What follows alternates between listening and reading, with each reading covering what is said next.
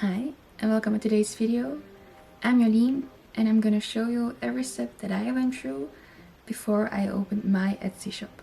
So first things first, you need to decide on what kind of product that you want to make, and I hardly recommend that it's something that you like, but that you also like to make. And for my search in what kind of product that I wanted to do, I used ChatGPT, and I'm gonna show you how I use it. So you open ChatGPT and you ask him, can you give me a couple of examples of digital downloads? And then he generates a couple of answers. If there's nothing that you like, then you just ask him again. And he gives you more examples. So let's say we go with budgeting and finance sheets. So great, we decided on what kind of product that we want to make. Now it's time to decide where the target audience will be. So that's also a thing that I asked ChatGPT. It gives a couple of examples as well. So let's say we go with students or like people in their 20s. So next step would be to actually make an item. But you can also do research on that. Let's say we go to Etsy.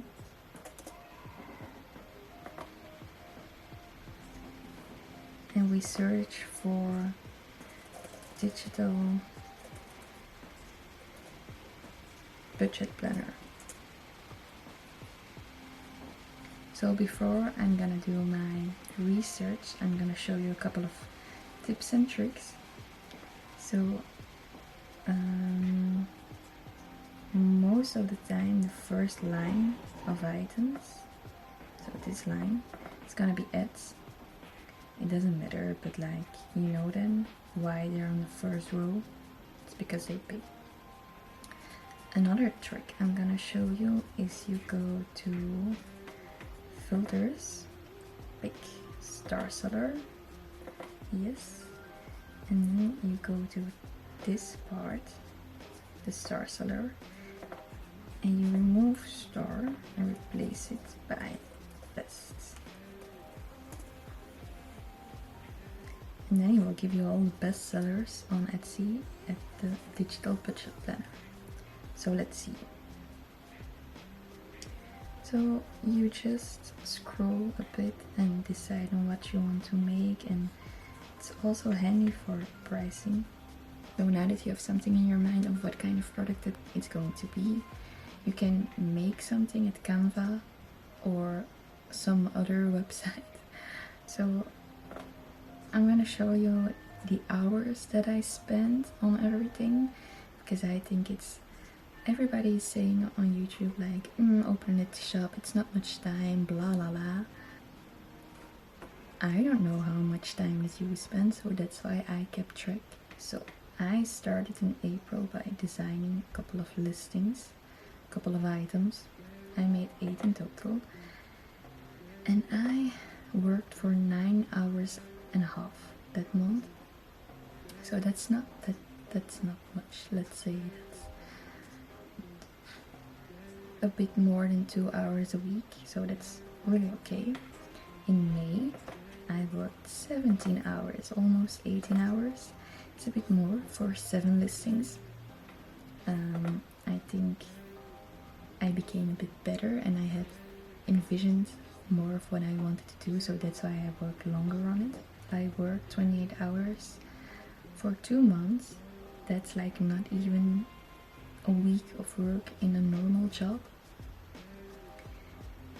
But I already had 15 listings before I started, and that's really important, because my strategy in the beginning is once I've opened my shop, I listed 4 items, and then every day of the week I listed 1 item. So I started with 10 items in my first week, and then every week I uploaded 1 item, and that's how it's going so far.